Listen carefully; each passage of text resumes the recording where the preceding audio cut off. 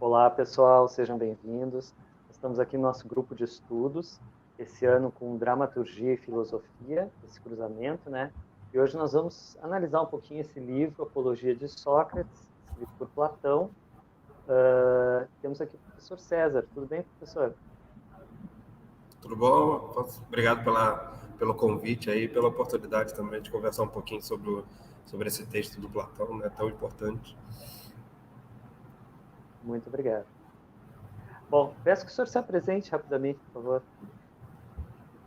Eu sou professor aqui da Unifap, né, da Universidade Federal do Amapá, e formado com graduação, mestrado e doutorado lá pela UFRJ, né?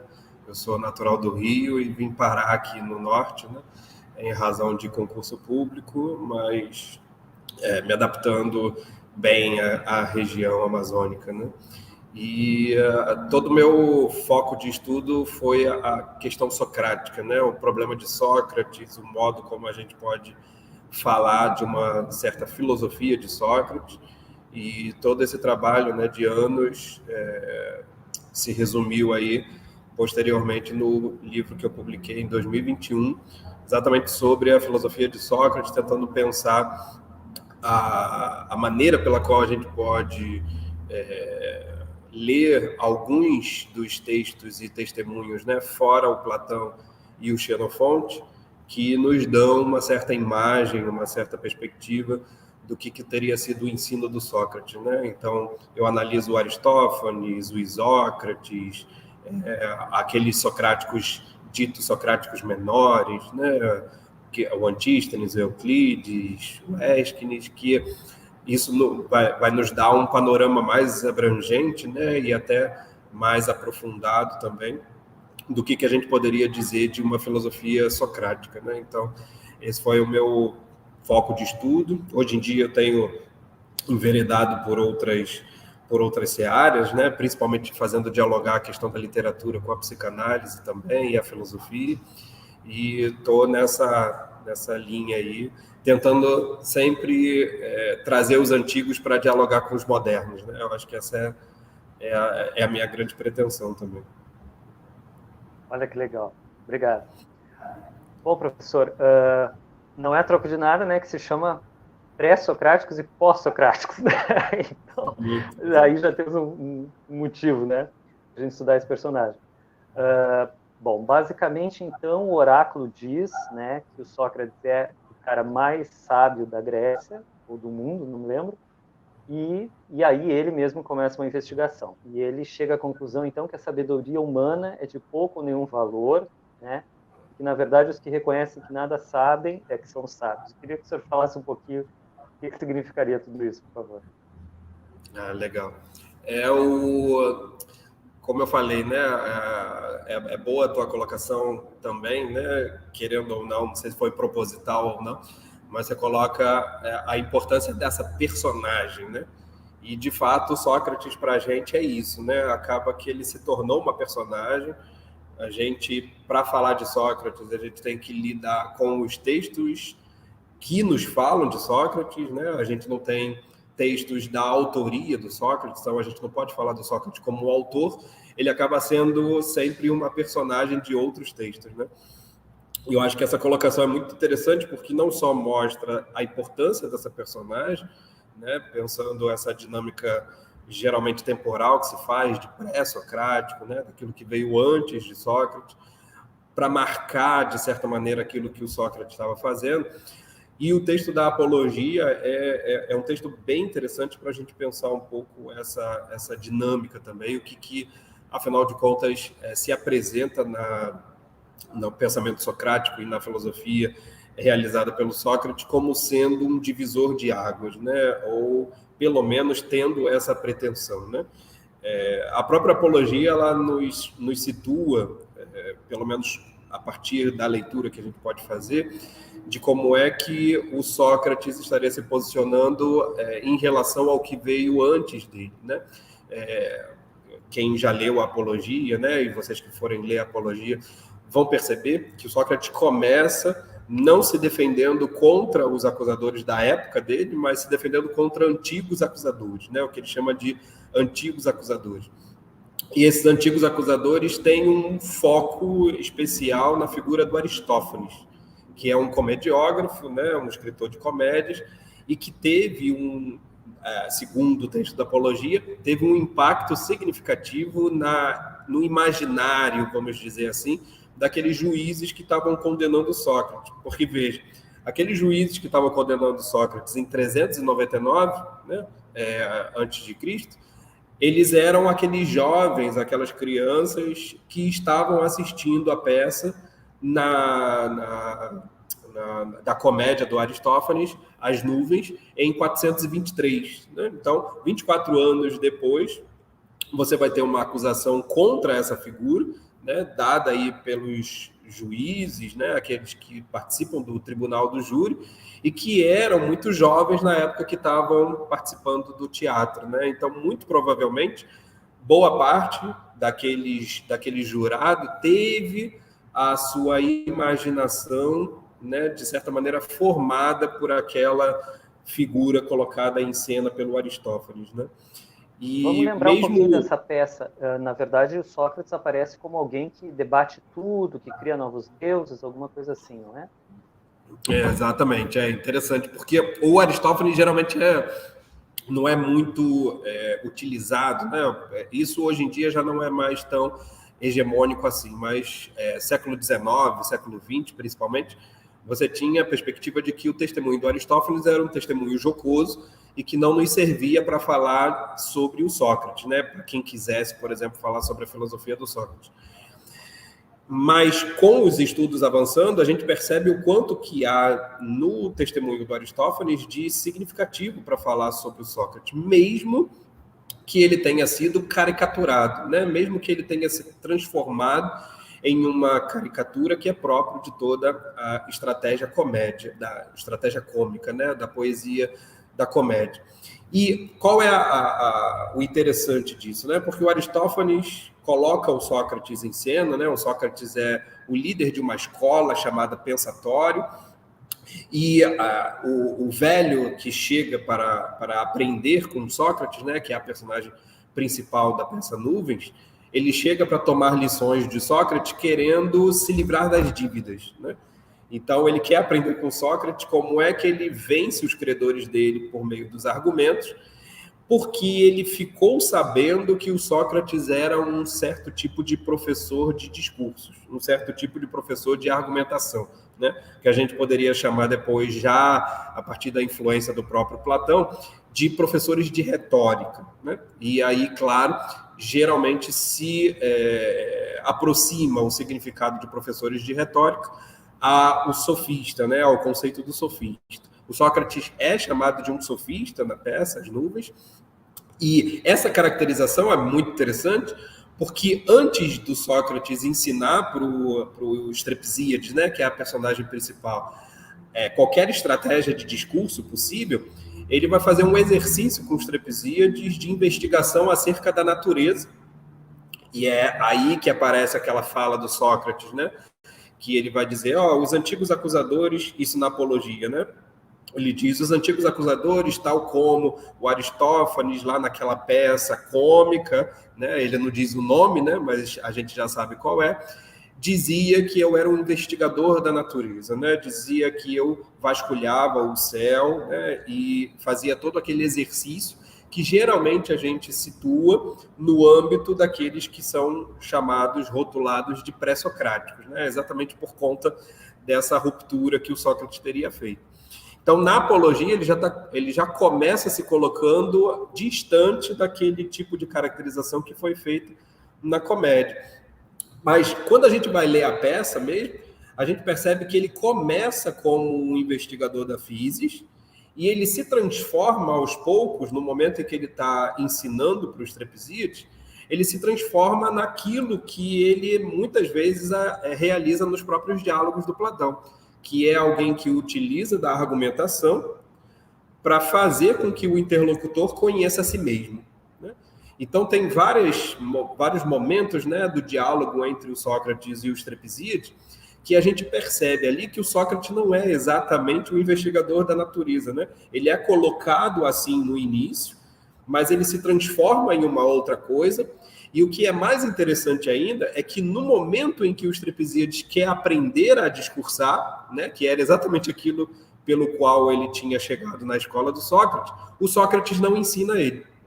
O Sócrates expulsa o Estrepsíades da escola, e aí o Estrepsíades, ainda, né, angustiado com as dívidas, pretende colocar o filho na escola, né? E tem toda a dinâmica aí de que na cena em que o filho entra para a escola, já não vai ser mais o Sócrates que vai ensiná-lo, vai ser os dois discursos, né, os dois lados do discurso em ação, e esses dois discursos é que vão oferecer para o filho do Estrepsíades o ensinamento, né?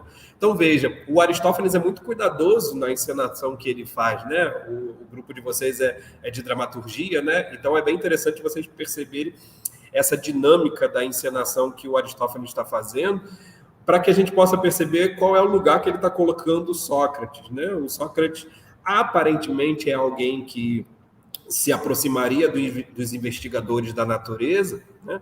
Como um Tales, um Anaximandro, né? Todos esses que são colocados como pré-socráticos, mas ele já mostra determinados elementos de uma investigação sobre o conhece-te a ti mesmo, né? Aquela investigação que é muitas vezes até um tipo de exame dialético, né? Que ele vai fazendo com os Estrepsíades, e que no final, quando você tem propriamente o ensinamento retórico, o Sócrates se ausenta, ele sai de cena, né? Então é muito sugestivo a gente perceber em que medida, afinal de contas, o Aristófanes está construindo a personagem do Sócrates ligada a mais ou menos essas três dimensões do saber, né? O que é interessante na apologia... Basicamente, o que a gente está falando basicamente é que ele ficava na praça e de repente passavam políticos ou poetas e ele começava a fazer essas interrogações para desmontar esse pretenso saber, seria isso. Esse cara é especialista nisso, mas vamos ver E isso começa, às vezes, com uma definição, não é isso? O que é, por exemplo, a virtude ou a coragem, mais ou menos isso. Exatamente. É. E essa dinâmica é muito interessante, né? Porque, veja, quando ela aparece lá na comédia, o Sócrates vai dizer assim, ó, você quer aprender o discurso, mas calma lá, você precisa primeiro ter uma ideia própria, você precisa primeiro fazer nascer dentro de você uma ideia própria, né? Porque senão você não vai ter condições de utilizar o discurso. Então, o discurso, ele parece que depende de um certo conhecimento de si, e um conhecimento de si que tende a lidar com uma distinção daquilo que você conhece realmente e daquilo que você ignora, né? E na apologia vai ser muito forte essa encenação, que agora é o Platão que está fazendo, né, do Sócrates, de como é que o Sócrates descobre, por assim dizer, esse caminho filosófico, né, do conhece-te a ti mesmo. Você citou aí a cena do oráculo, né?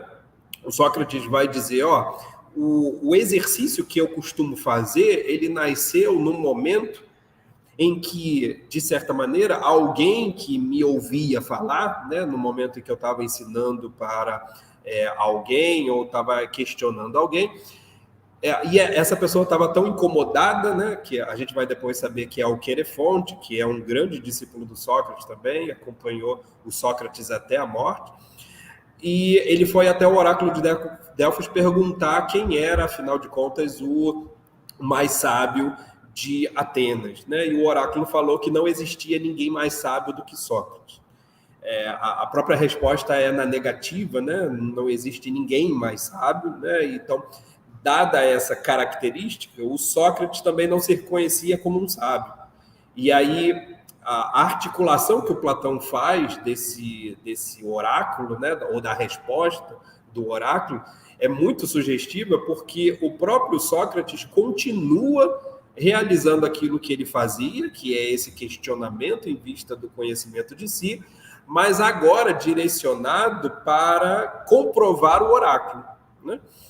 Então, claro, tem várias sugestões de comentários a essa passagem, né? Muita gente, por exemplo, costuma ler essa passagem como uma possibilidade de negação de uma crença nos deuses, né? como assim o Sócrates parece muito o Édipo, né, da peça do Sófocles, é aquele que ouve o oráculo e tenta fugir, né? Como assim? O Deus não está falando a verdade, né? E se ele está falando a verdade, eu preciso ir por outros meios para poder me livrar disso, né?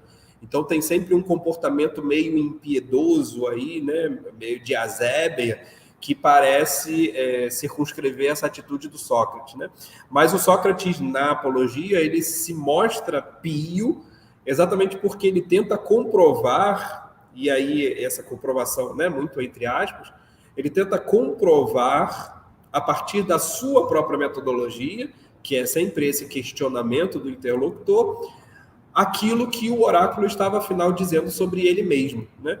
Ou seja, o questionamento do Sócrates, que era direcionado para os outros, em termos de um conhece-te a ti mesmo, serviu, através do oráculo, para que o próprio Sócrates se conhecesse, né? Conhecesse as suas limitações e conhecesse, inclusive, o tipo de saber que ele estava realizando. Porque saber, até no início aparece, né, estava ligado à técnica, sei lá, eu sei fazer alguma coisa.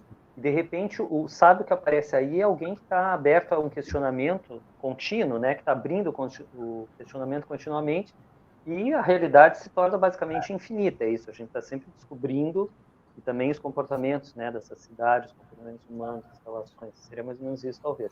Eu vou ler aqui um trechinho, professor, que eu achei muito interessante, do Platão, né?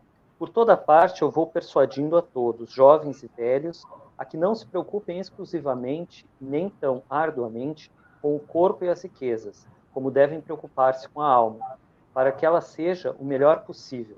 Eu vou dizendo que a virtude não nasce da riqueza, mas da virtude vem aos homens as riquezas e todos os outros bens, tanto públicos quanto privados.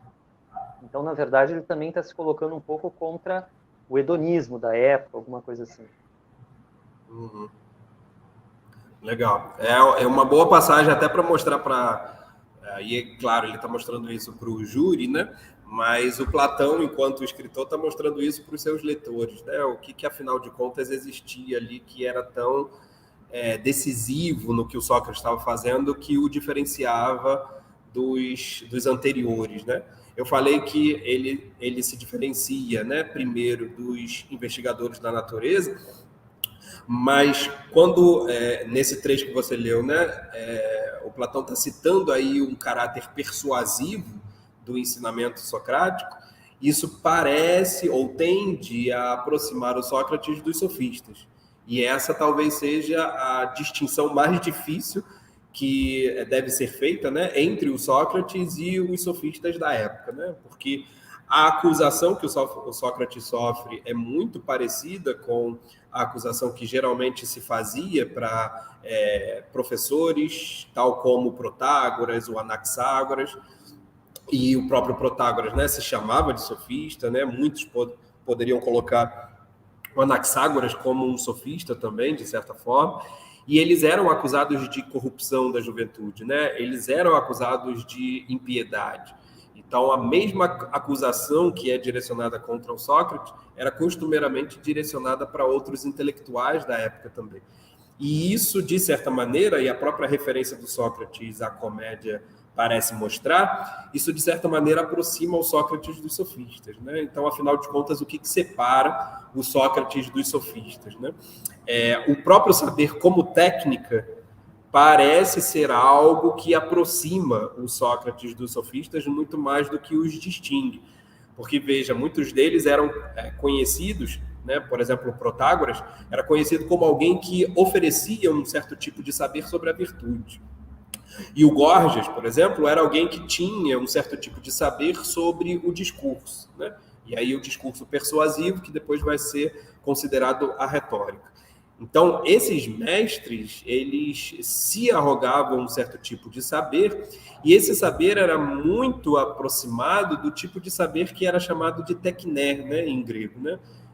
Geralmente a gente traduz a tekné por arte, mas tekné também pode ser traduzido por técnica, né? E o conceito grego, ele tem essa duplicidade de, ao mesmo tempo, uma coisa que é uma técnica ou uma tecnologia, e uma arte, né? Uma artesania não no sentido artístico até do termo, né, como a gente entende hoje, mas no sentido da artesania, né, do artesanato, daquilo que é feito à mão, né, e feito com esmero, com cuidado, com determinado tipo de aplicação de princípios, né? Então, quando Sócrates executa sua dialética, né? Eu vou chamar aqui de dialética basicamente isso que seria o método do Sócrates de questionar o seu interlocutor em vista de saber o que uma coisa é, né? Como você havia colocado também, é sempre uma questão sobre o que é alguma coisa, ou o que é uma virtude, ou então o que é algum outro conceito. Esse questionamento a gente pode chamá-lo de uma dialética, e é nessa dialética que o Sócrates, comprovando o oráculo, né, que dizia que ninguém existia que era mais sábio do que o Sócrates, ele faz comprovar isso porque ele começa a questionar aqueles que se diziam professores de algo, né? Ou seja, aqueles que tinham uma determinada técnica, ou pelo menos ofereciam ou propagavam a ideia de que tinham um determinado tipo de saber. Então, dada essa pretensão, né, um Gorgias, por exemplo, alguém que tem a pretensão de ensinar o discurso. Então, o que é o discurso? Né? O que é esse tipo de discurso persuasivo que a gente pode chamar de retórica? Né? O que é o retor? Aí vira para um Protágoras, que é alguém que ensina a virtude. O que é a areté? Né? O que é essa virtude?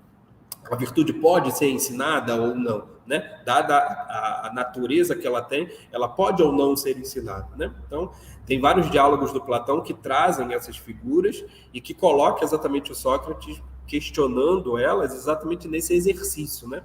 Mas na apologia é bem interessante porque ele separa três tipos de figuras, né? Que ele vai questionar nesse momento, né? O do artesão, do próprio artesão, que já nos mostra exatamente essa preocupação com a técnica, né? Mas aparece também o político, né?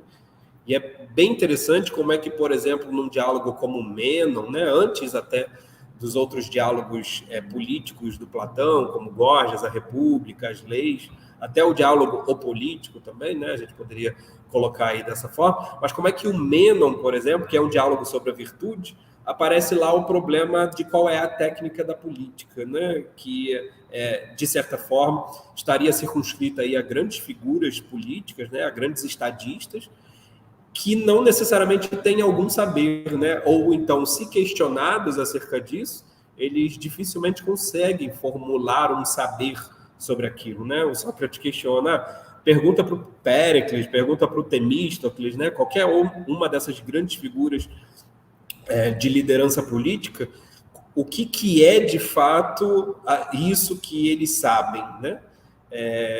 E a grande questão, né, que o Sócrates coloca, por exemplo, no Mênon, ele está questionando o ânito, e quando ele está questionando o ânito, ele está questionando a partir dessas figuras com a ideia de que, claro, elas estão mortas, né, elas não poderiam responder, mas qual é a sacada do Sócrates? É perceber o seguinte: se essas grandes figuras que tiveram filhos, né, a gente olha para os filhos deles e a gente não encontra que eles tenham a mesma projeção política que esses pais tiveram, isso nos leva a crer que eles não sabiam isso. Porque tendo filhos e tendo um saber, o raciocínio básico seria acreditar que um pai tentaria fazer de tudo o possível para que o filho fosse, ou pelo menos tivesse esse saber, né? Não fosse igual a ele, talvez até o superasse, mas a ideia de que tivesse um saber, a gente teria que pensar que um filho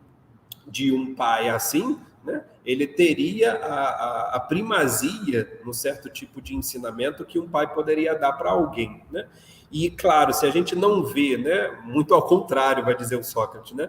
Às vezes os filhos desses grandes líderes são até muito piores do que os pais, né? Às vezes até avessos à política, muito diferente dos pais, exatamente por conta dessa dificuldade de você ter na figura do político a possibilidade de definir os seus saberes, né? Então, veja, qual é a ideia aqui do Sócrates no Mênon, né? E olha que no Mênon ele está criticando ele está dialogando com o ânito, O ânitor é aquele que vai assinar a acusação, um dos que vão assinar o termo de acusação contra o Sócrates, que está sendo levantado aí na apologia, né? Então, parece que não é por acaso que a gente percebe o Platão brincando com essas personagens para mostrar para a gente o impacto desse tipo de prática que o Sócrates fazia. E quando ele faz esse exercício, né, para questionar aqueles que sabem, para questionar aqueles que supõem-se, né, sejam mestres de uma determinada técnica, ele descobre que esses que ensinam isso não sabem explicar como ensinam, e ao não saberem explicar, fica muito visível, evidente, que eles não possuem uma técnica realmente.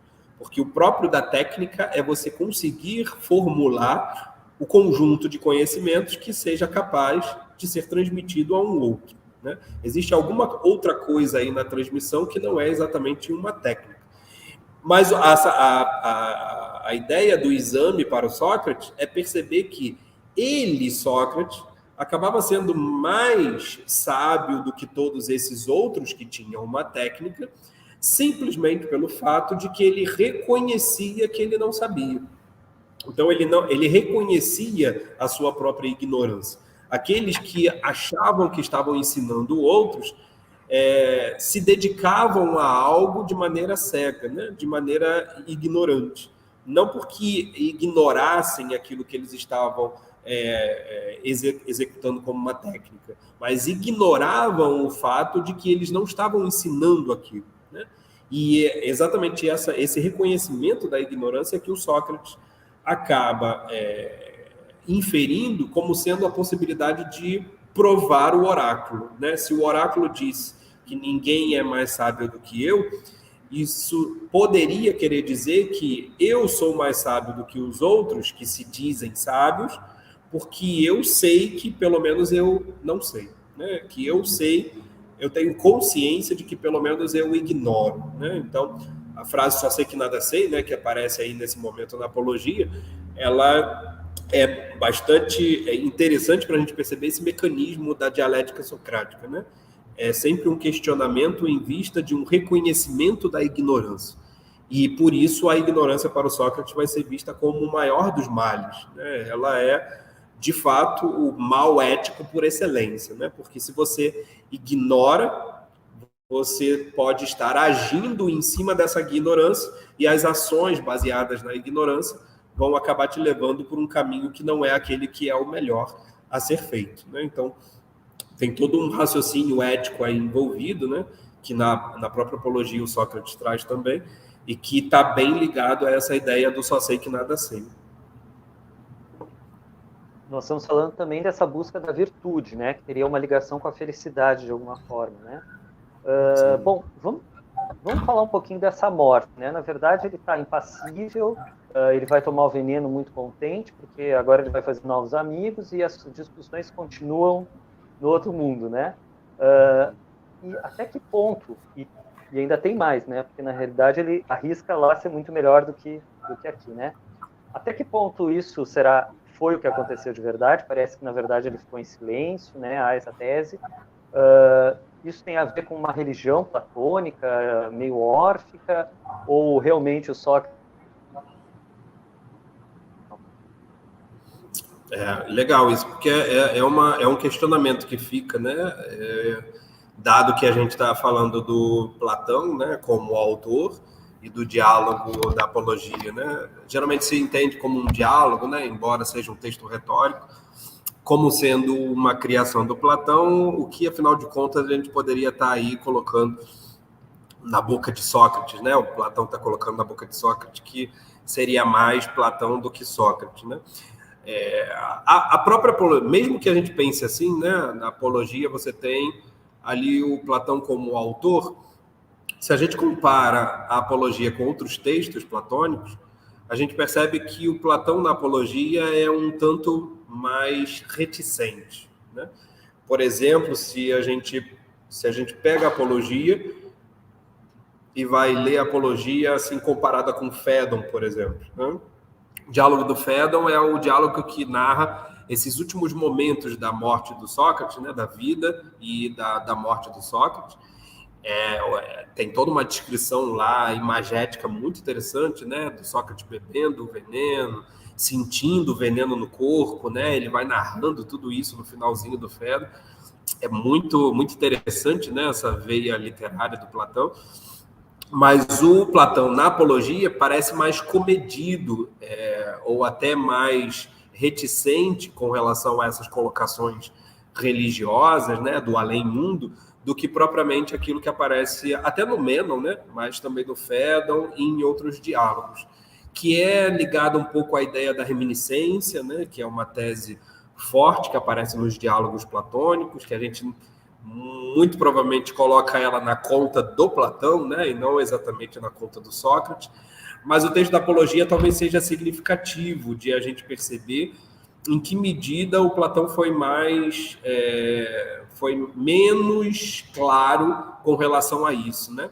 Quando ele coloca na boca do Sócrates essa referência, né, a uma é muito parecida até, né, com a ideia da aposta de Pascal, né, sobre acreditar ou não, né, numa divindade, num outro mundo, né, a aposta socrática, poderíamos dizer assim, né, é uma aposta de não estar perdendo nada.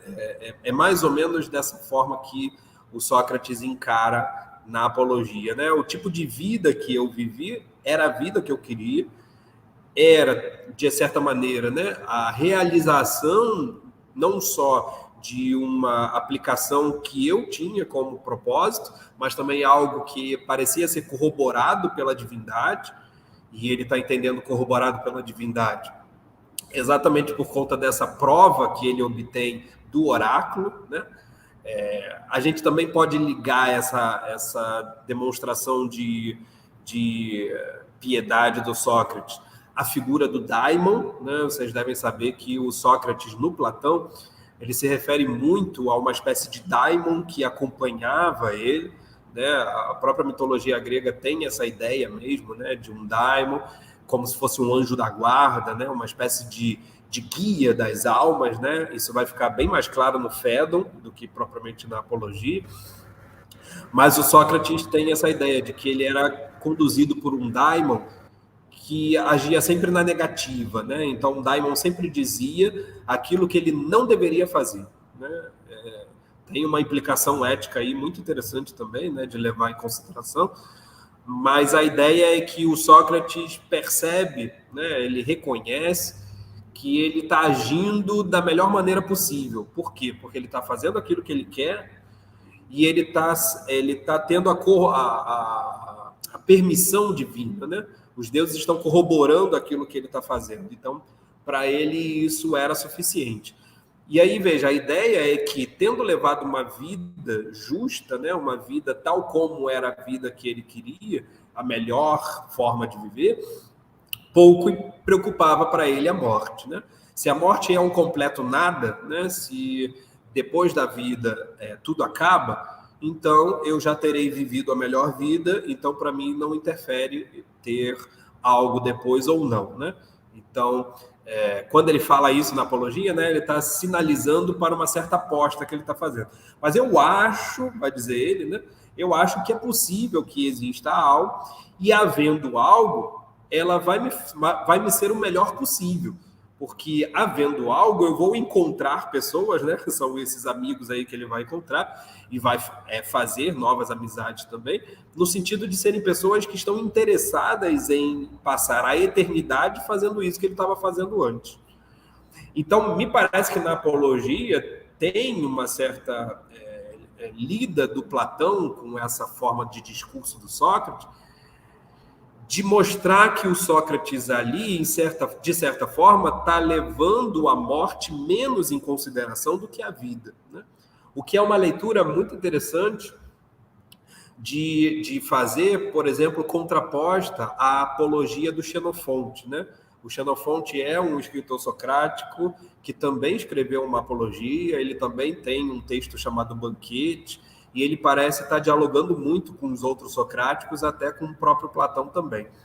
E na Apologia do Xenofonte, já fica mais claro que aquilo que depois vai ser entendido como um certo desejo de morrer do Sócrates, né? É como se ele tivesse se predisposto a ser acusado, e nessa predisposição de ser acusado, ele não fizesse nenhum esforço de se defender. Muito ao contrário, ele ratificava a acusação. E aí, ratificando a acusação, ele estava quase se entregando, né? Era quase um suicídio que ele estava fazendo. Essa ideia fica muito mais possível de ser lida na apologia do Xenofonte do que na própria apologia do Platão. E quem vai fazer essa leitura é o Nietzsche. O Nietzsche é um grande leitor dos gregos, né? Tem várias sacadas muito interessantes da leitura que ele vai fazer dos gregos, e ele vai mostrar, a partir da apologia do Xenofonte, como é que o Sócrates parece ter desejado a morte. Parece ter reconhecido que aquele era o momento oportuno para morrer, né? E aí, veja, se a gente pega a apologia do Platão e pega essa aposta socrática, né, como uma espécie de evitar o medo da morte, e esse evitar o medo da morte, né, reconhecendo que pode ou não existir alguma coisa para além da vida, mas que não me importa isso que existe para além da vida, porque na vida, né, no momento de existir, eu já realizei aquilo que eu queria. Me parece que essa é, inclusive, uma resposta a essa forma de ler, né, que o Nietzsche está fazendo a partir do Sócrates do Xenofonte, né? Me parece que não existia, na verdade, uma postura de suicídio, né, de suicida no Sócrates, como diz o Nietzsche, porque para o Sócrates pouco importava se ele ia viver, continuar vivendo, ou se a hora da morte tinha chegado.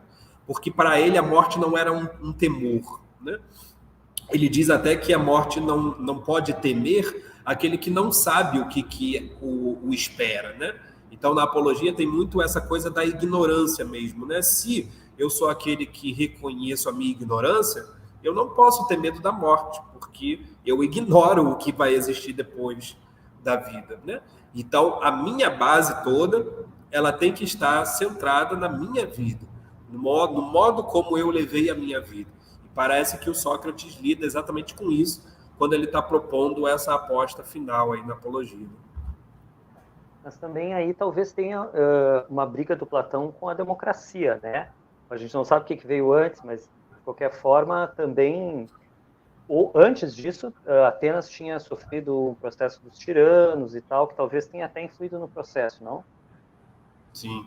E é legal esse contexto político, né? São poucos, às vezes, os que leem também a apologia. Mais recentemente, você tem mais trabalho sobre isso, de como é que, por exemplo, a acusação de corromper a juventude e a acusação de impiedade, embora sejam acusações também de caráter político, né? Porque você não realizar a religião da cidade era você ser antipolítico, né? Apolítico. Da mesma forma que você não ter o seu papel ali devido como mestre dos jovens, né? Como dentro do enlace da pederastia, né? Se você não realizasse isso da melhor maneira, você também estava sendo apolítico, né? Então, tem muito esse traço político também por detrás dessas duas formas de acusação. Mas existe um outro traço político que a gente poderia aproximar muito do político partidário, né? Que aí traz essa questão da democracia, a questão dos levantes oligarcas, né? Que acontecem ali duas vezes, né, com os 30 tiranos, depois com os 10. Você vai ter aí vários levantes que vão meio que desestabilizar a democracia ateniense, né, principalmente ali nesse final da Guerra do Peloponeso, entre Atenas e Esparta. E lembre, o regime espartano é o regime oligarca, né? Então você tem ali exatamente essa dissensão entre Atenas e Esparta. Se eu não me engano, é o Tucídides que fala isso, né? A guerra do Peloponeso entre Atenas e Esparta acabou sendo também uma guerra entre duas formas políticas, né? É uma guerra que vai materializar, por assim dizer, essa oposição entre o regime democrático e o regime oligárquico. Então, quando você tem esses levantes, a democracia fica muito debilitada, né? ela se reergue, né, novamente em 401 a.C., mas veja, de 401 a 399, quando Sócrates é acusado, você tem um pouquíssimo tempo aí. Esse pouco tempo, os indícios nos mostram que a democracia estava fazendo de tudo para eliminar os restílios de seitas, né, de confrarias, de todas aquelas possibilidades de levante, de motim, que pudessem existir e tomar o poder novamente, né? E o Sócrates pode ter entrado nessa, né? Ele pode ter acabado numa acusação que, embora teria a máscara, né, de uma acusação de impiedade, ela, na verdade, poderia ser uma acusação política também, né, no sentido partidário, de alguém que tinha uma ligação forte com discípulos que eram muito ligados à oligarquia, né? Então, o Critias, por exemplo, era um dos que seguiam Sócrates. Ele vai ser um dos 30 tiranos, né, do levante contra a democracia. Você tem o próprio Alcibíades, né, que é uma figura controversa na história democrática de Atenas, mas que era muito ligada também a essa questão dos espartanos e dos de fora de Atenas. E o próprio Xenofonte também, né? Se a gente quiser colocar o Xenofonte aí, o Xenofonte era muito pró-Esparta, né? Tinha vários ideais aí ligados aos persas, né? Que eram históricos inimigos dos gregos. Então, tem uma possibilidade de a gente fazer uma leitura dessa acusação que o Sócrates sofre, também a partir da perspectiva político-partidária. E aí entraria todas essas questões mais pontuais, né, da disputa pelo poder, das formas de governo, que poderia ter dado, por exemplo, a tonalidade da acusação que o Ânito fez contra o Sócrates, né? O Ânito, por exemplo, que eu falei que ele só é citado na Apologia, né? Quem aparece na Apologia é o Meleto, que era um escritor, acho que, se eu não me engano, um escritor de tragédias, né? Mas o Ânito é um dos acusadores do Sócrates, talvez o mais importante, e o Ânito era um dos que participavam do Partido Democrata, né? Então, o Ânito estaria aí, muito provavelmente, mobilizando essa acusação contra o Sócrates com intenções político-partidárias também, né? De tentar acusar o Sócrates para minar um certo tipo de núcleo lacedemônio, né? Um núcleo espartano, pró-persa, dentro de Atenas, né? É muito provável que a gente possa fazer essa leitura também. Isso até aparece no texto quando ele fala que educa jovens ricos, né? Alguma coisa aparece exatamente, né, com essas palavras. Falando sobre isso, né, professor, daí saem várias escolas, né? Depois do Sócrates, a gente vai ter, enfim, várias escolas, estoicos, enfim, que vão pensar, né, sobre isso, o que é o bem, o que é o saber, ou seja, o saber é o bem, alguma coisa assim. E também a questão de que essa investigação constante, que pode até ter uma ligação com o ceticismo, não sei. Bom, queria que o senhor falasse um pouquinho dessa influência, só para a gente não esquecer, né, tudo isso que ficou consolidado aí. Legal. É interessante porque esse, na verdade, é quase o meu objeto de estudo, né? Não só nesse tempo que eu fiquei fazendo a análise da filosofia do Sócrates, mas recentemente também eu tenho feito diversas leituras desses outros socráticos, principalmente tentando ler o Platão em diálogo com esses outros socráticos, né? Então, a minha intenção é sempre ver onde é que o Platão está discutindo com essas outras figuras, né? Às vezes se aproximando de umas, outras vezes criticando, colocando outros em questão. E me parece que a maneira mais interessante da gente ler isso é percebermos qual é o contexto histórico em que essas coisas estão se desenvolvendo, né? Então, em 399, o Sócrates é acusado, acontece, né, muito provavelmente, né? E isso tudo eu vou trazer aqui, são testemunhos, são fontes indiretas, né? Então, naturalmente, isso é passível de dúvida, mas é o que nós temos de elementos, né? Ou de indícios históricos, então a gente precisa utilizar isso de alguma maneira para poder pensar um pouco, fazer uma conjectura do momento, né? Então, o que acontece? E até pegando um pouco essa chave da leitura político-partidária, essa acusação contra o Sócrates atemoriza os discípulos do Sócrates de serem eles os próximos a serem acusados. Então, ao que tudo indica, há um exílio dos discípulos do Sócrates que habitavam Atenas, porque alguns vinham de outras cidades, né? Mas aqueles que habitavam Atenas, eles se exilam e vão para a casa do Euclides, que é um dos maiores socráticos, né? Embora a gente chame esses socráticos de socráticos menores, na verdade eles eram os maiores, né? O Euclides e o Antístenes, por exemplo, são os mais importantes discípulos de Sócrates, exatamente porque eles eram os mais velhos, estavam há mais tempo na companhia do Sócrates, então tinham mais afinidade, inclusive, com o método que o Sócrates realizava, né? Então, os que saem de Atenas, eles se exilam em Megra, né, na casa do Euclides, e ao que tudo indica, dali eles começam a fazer outras viagens. Então, você vai ver, por exemplo, com Platão a gente tem uma possibilidade de ver isso mais proximamente, né, porque o Platão tem uma carta, que é a carta 7ª, que ele vai descrevendo isso, né?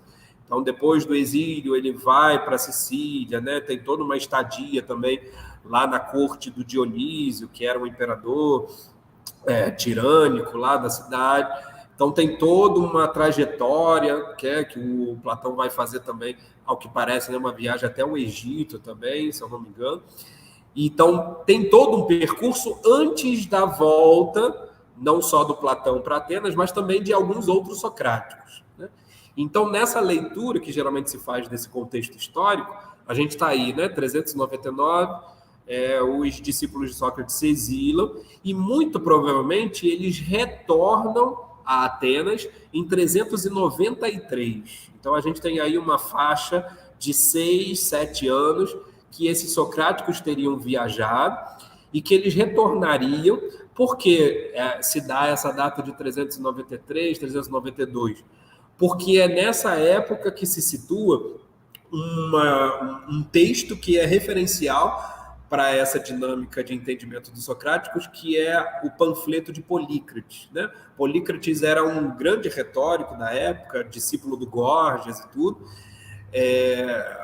e um dos adversários do Isócrates, né, que depois vai se tornar o grande professor de retórica do século IV a.C., mas o Polícrates faz um panfleto, né, ele escreve um panfleto contra os socráticos e reabilitando, né, como se estivesse justificando a acusação que foi feita contra o Sócrates em 399. Então, o panfleto do Polícrates tem esse papel, vamos dizer assim, né, de resgatar os argumentos que foram utilizados para condenar o Sócrates como uma espécie de confirmação, de reatualização dessa condenação frente a um suposto retorno dos socráticos à cena ateniense, né? Então, veja, os socráticos se exilam, eles retornam. Quando eles retornam, você tem um acusador de peso, né, colocando em questão novamente a acusação contra os socráticos. O que os socráticos fazem? Né, essa é uma tese, por exemplo, defendida pelo estudioso Lívio Rossetti, né, que é um grande estudioso da filosofia antiga e tem se dedicado muito ao trabalho com os socráticos. Ele vai mostrar que é nesse período que surge o tal do gênero dos logos socraticoi, né, que é a marca dos discípulos do Sócrates. E esse gênero dos logos socraticoi vai ser uma tentativa dos socráticos de responder ao Polícrates, né, de responder a essas novas acusações. E o que o logos socraticoi fazem? Né? Colocam o Sócrates ali como um questionador, mas ele reatualiza aquele tipo de dialética que o Sócrates já tinha apresentado ali na Apologia, né, que a gente conversou logo no início. Então, veja, mais uma vez, a própria Apologia do Platão, né, inclusive, geralmente é vista como um texto dessa época, né? Muito provavelmente o texto da Apologia foi construído, em parte, como uma resposta também ao panfleto do Polícrates, Mas veja, todos eles estão pensando essa dinâmica dialética do Sócrates e do modo como é através dela que a gente tem que mudar a opinião pública, né? Então, se tem um acusador novo tentando reabilitar as acusações contra o Sócrates, a gente precisa reatualizar a dinâmica de dialética socrática para mostrar, de fato, que a dialética socrática é o caminho mais interessante para a virtude, para a ética, para o desenvolvimento das ações virtuosas. Então, de certa maneira, é nesse período que você vai ter não só a origem dessa literatura, chamada de Logos Socraticoi, mas você vai ter também a formação das escolas, né? Então, a própria academia, por exemplo, surge em 386 a.C. Você tem, antes disso, a criação da escola do Isócrates, né, que é de 392. Você vai ter o Antístenes retornando para Atenas também e desenvolvendo uma certa escola. Então, diversas figuras, o próprio Ésquines, que é um socrático também, ele participa do exílio lá em Megra e depois volta também para Atenas e começa a desempenhar a atividade de logógrafo, né, que eram os escritores de discurso para você apresentar no tribunal. Então, todos eles começam uma atuação intelectual em Atenas, né? E boa parte dessa atuação... Os cínicos também, né? Os cínicos também. Socráticos. Exatamente. Os cínicos, por exemplo, Diógenes, né, que é o grande cínico aí, a referência, ele geralmente é aproximado do Antístenes, né? Aproximado da escola antistênica, né? Há controvérsias com relação a isso, mas existe essa possibilidade. E, claro, mesmo que o Diógenes não tenha se aproximado do Antístenes, o Diógenes é muito marcado como sendo um Sócrates enlouquecido, né? Esse bordão aí tá na cara que aproxima o Diógenes daquilo que o Sócrates tinha feito também. Então, me parece que a leitura que a gente pode fazer, né, diferente do século V, no século V a.C., né, quando é o período em que o Sócrates está atuando, você tem o teatro como uma instituição muito forte, você tem os sofistas, né, e tem a Guerra do Peloponeso. No século IV a.C., o que parece ser determinante é exatamente esse contexto das escolas de ética, né, das escolas socráticas. E aí a gente pode colocar, inclusive, a escola do Isócrates também aí nessa sequência, porque todas elas vão, de certa maneira, ser escolas de virtude, né? E todas elas na herança do socratismo também. Bom, nós temos um tempinho ainda, professor. Eu acho que a gente podia falar um pouquinho do Nietzsche, né? Porque na leitura do Nietzsche, pelo que eu entendo, o Sócrates é um grande chato que acabou com a diversão, né? E, enfim. E na verdade, a gente sabe que o Sócrates era um bom bebedor e tal, né? E talvez não fosse bem assim. Vamos falar um pouquinho dessa crítica, né? E como ela pesou aí, por exemplo, para toda a crítica de um certo idealismo, né? De um certo ascetismo que a gente vê na filosofia contemporânea, né? Legal. O Nietzsche é um grande leitor, né? Dos antigos, como eu falei, e a gente percebe, né, essa grandeza na leitura dele quando a gente percebe a sutileza das argumentações que ele utiliza, né? E em boa parte delas a gente percebe, né, fica claro que para o Nietzsche, né, tanto Sócrates quanto o Platão foram os demônios da história ocidental, né? Os demônios no sentido de terem introduzido a ideia de verdade, a ideia de racionalidade, como uma ideia que vai ficar marcada durante toda a história do pensamento, até a época dele, né? Que ele vai tentar fazer essa quebra disso. Mas muitas vezes a gente percebe que ele está, na verdade, fazendo essa colocação para mostrar, por outro lado, que esse foi o tipo de leitura que se fez do Sócrates e do Platão. Então, me parece, né, na estratégia da própria dialética do estilo nietzschiano, né, me parece que ele muitas vezes coloca os indícios para uma outra leitura do próprio Sócrates e do próprio Platão, né, como alguém que, diferente dessa leitura ocidental, que foi tentando privilegiar esses elementos ascéticos no Sócrates e no Platão, a gente pode ter uma outra forma de leitura, né? É claro que o Nietzsche é muito menos condescendente com Platão do que propriamente com Sócrates. E aí você tem uma diferença bem interessante marcada aí no Nietzsche, de tentar perceber o Sócrates como uma figura muito mais ambígua, né? Muito mais polimorfa nesse sentido, né? Embora quiseram colocar ele como um racionalista, ele tem também uma possibilidade de leitura, né, que vai para outro lado, né, lá no Crepúsculo dos Ídolos.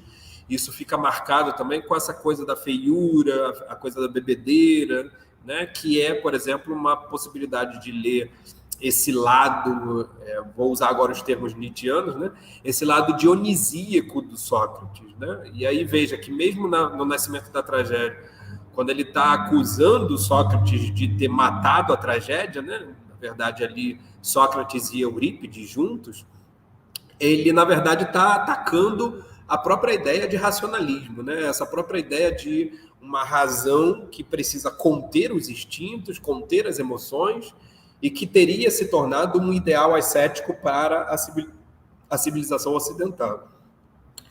O que parece ser possível de resgatar dessa leitura que ele está fazendo e desses outros indícios que ele vai deixando é de um outro Sócrates que, na verdade, acaba sendo preterido, mas que, no fundo, coloca essa ambiguidade toda do primeiro grande filósofo, que foi o Sócrates, né?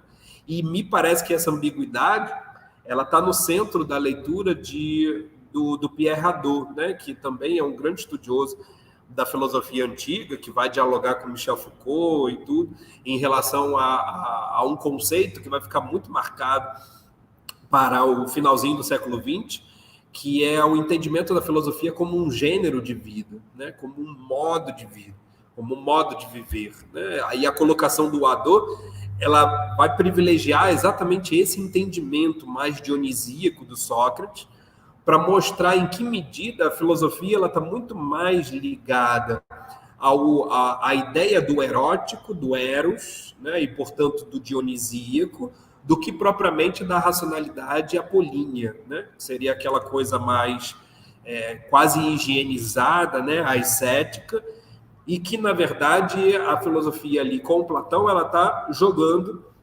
nessa complementariedade entre as duas polaridades, né? Então, são possibilidades de leitura, né, que o Nietzsche, inclusive, coloca, né? O Pierre Hadot fala muito do Nietzsche. O Pierre Hadot também traz o Kierkegaard, né, para esse debate. Também é muito interessante, né, a leitura que o Kierkegaard faz do Sócrates. E é um tipo de leitura que, na verdade, me parece, né, ela tem exatamente o interesse de não privilegiar uma só posição em relação ao Sócrates, como é natural mesmo de qualquer um que estude o Sócrates, né?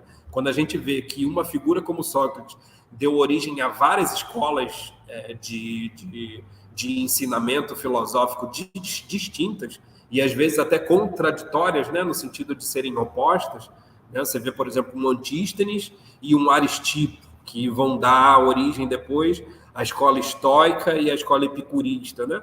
Os estoicos e epicuristas são caminhos não completamente opostos, né?